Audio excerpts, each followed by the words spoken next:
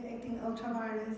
But allow me to, as high level as potentially possible, try and answer some of the questions. Shinovene, you started with the SME matter. Can I say that it will be a lie not to say the FIC was not involved? And yes, our involvement started in 2014. The FIC's output in this regard was not only nationally felt but also regionally. In that the work that the FIC did on the case involved also alluded the South African authorities on things going wrong at the VBS Bank. That was the first forewarning that they got something may be wrong. That is as far as I can answer you. Otherwise, I will be violating the law. Okay, so the FIC surely did not turn a blind eye. The low reporting behavior of the public, what are we going to do about informing the public about the role, the function of the FIC, and the fact that they can walk through our doors and report suspicious activities? We hope that events such as these, where we engage the media on our outputs, and in future engagement, when we share with you our quarterly statistical reports, you will help us to bring the message across to the members of the public that they don't have to tolerate crime, that they can report it as a whistleblower on the grounds of complete anonymity to the FIC. We zealously, jealously safeguard the identity of our reporting entities as well as our reporting individuals.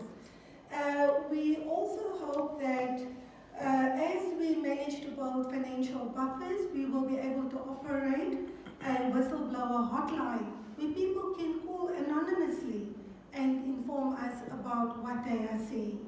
So those are the two immediate efforts that we hope will have impact on enabling the public to understand their function.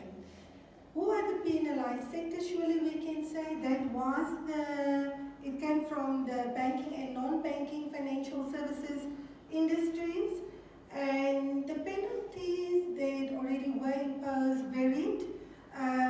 Suspension parts was up to 5 years, and they also had to pay a penal amount. There are also additional administrative penalties that are in the process of being imposed, and in total it will affect again the banking and non-banking financial services sector.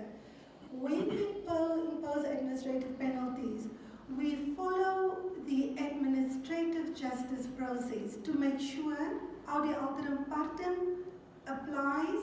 We allow that mitigation factors are considered, extenuating circumstances are considered, but first and foremost, the integrity of the financial system, that is what value drives this entire process. So if you have done something that can be regarded as deliberately exposing the system to risk, you shall be given a fine. There is no exception to that rule. About the SME Bank issue. Now, as Leonie has explained, the FIC receives information from accountable institutions. Now, accountable institutions are institutions like banks, for instance, that have an obligation to report some suspicious transaction or suspicions that they picked up with regard to their customers' behaviors.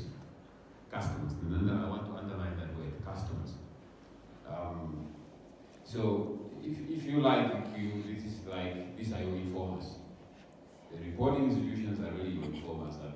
Ipumbu Shiimi, when we're looking at his transactions, when we're looking at his banking transaction, there is something that is a bit worrying us. So they provide that information to the FIC. Now, in the case of the SME Bank, your informer, again, maybe before I go there, the informer is not supposed to report about his own investment, because as a bank you have your own investment. So you're not supposed to report about your own investment, but your customers' transactions. I want you to understand that. Yeah. So in the case of the SME Bank, the money that we're talking about is not a customer's transaction. It was actually the informer's own investments, and there was no obligation for the informer to report And the informer is the one who actually did something wrong. So you need to understand that. So FIC doesn't go around and looking at how the banks have invested their money. That's not their job. Yeah, their job in terms of the FIC is to report if their customers have some suspicious transactions. So I think it's important to make that distinction.